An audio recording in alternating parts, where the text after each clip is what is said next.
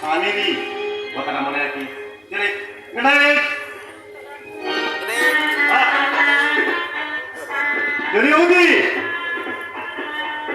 শুভরাত্রি। মল্লিকা, আজকে রাতটা আমাদের জীবনের প্রথম মধুময় রাত। এই রাতটাকে স্মরণীয় করে রাখার দায়িত্ব আমাদের দুজনের। এসো মল্লিকা, আমাদের চা পাওয়ার পরিপূর্ণতায় এই মধুময় রাতটাকে আর সুন্দর করে ধরে রাখি।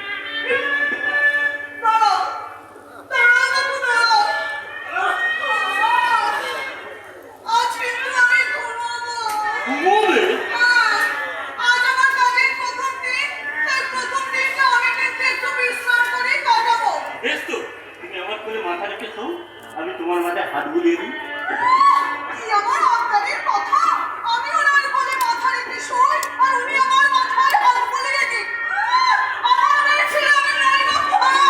আমি তোমার স্বামী।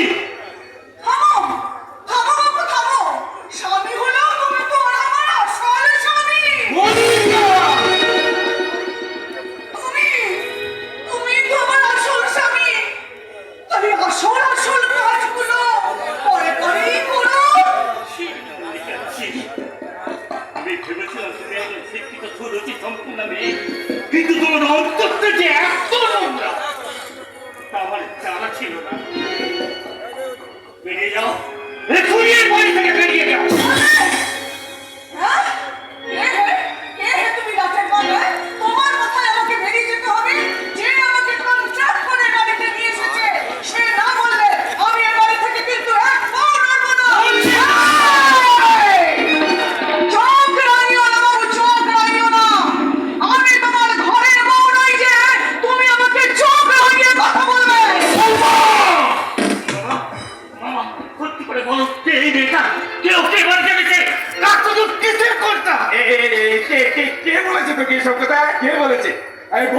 আমি তোমাকে কতবার বলেছি পল্লবের সঙ্গে এসব রসিকতা করতে যেও না।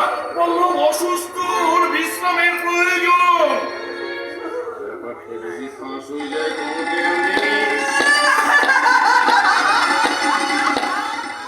এই দেখো, এই মাঝরাত্রে আবার কান্নাকাটি শুরু করলে কেন?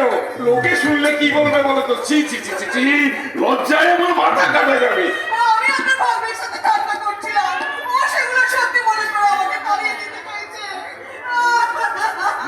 তোমার ছেলে মানুষটা এখনো কাটেনি দেখছি। পল্লব, তুই এসব নিয়ে কিচ্ছু ভাবিস না। আসলে কি জানিস পল্লব, মল্লিকার বাবা ছিলেন আমার বিশিষ্ট বন্ধু। হঠাৎ কার অ্যাক্সিডেন্টে ওর বাবা মা দুজনেই মারা যাওয়ায় ওর মাস্তুতো বাবার কাছে মানুষ হয়েছে। ছেলেবেলায় অত্যন্ত আদর যত্নে মানুষ হয়েছে, তো তাই ছেলে মানুষটা এখনো কাটেনি। এই দেখ না, আজই আমাকে মল্লিকা বলছিল, দেখবেন মামা বাবু, প্রথম রাতেই আপনার ভাগ্নেকে একেবারে চমকে দেবো। পাগলি মা।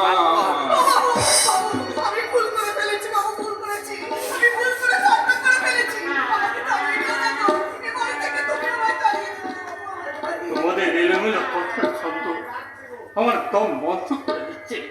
মাথার উপর আসলে পড়ছে অসংখ্য চিন্তা। বিশ্বাস অবিশ্বাসের মাঝে দাঁড়িয়ে আমি একটু একটু করে নিজেকে হারিয়ে ফেলছি। এটার মধ্যে আমি সত্যি সত্যি পাগল হয়ে গেল। তোমার সেই ওষুধটা দুটো ট্যাবলেট একসঙ্গে চিবিয়ে খেয়ে দেখবি নিমেষেই তোর মাথার যন্ত্রণা এনে তোর মাথার যন্ত্রণা নিমেষেই সারিয়ে যাবে।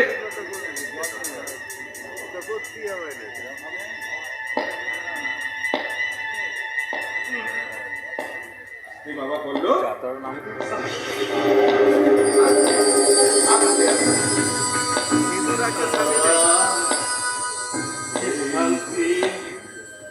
সমস্ত চিন্তা ছেলেগুলো ধীরে ধীরে নিয়ে যাচ্ছে। সমস্ত অবিশ্বাস মন থেকে হারিয়ে যাচ্ছে। আমার ভাঙা মনে আর অসংখ্য সুখের হাত ছাড়িয়ে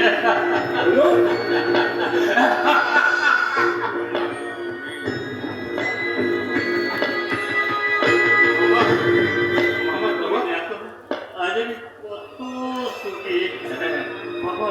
আর আমার অন্তরে বাজে না, আমার দুর্বল করে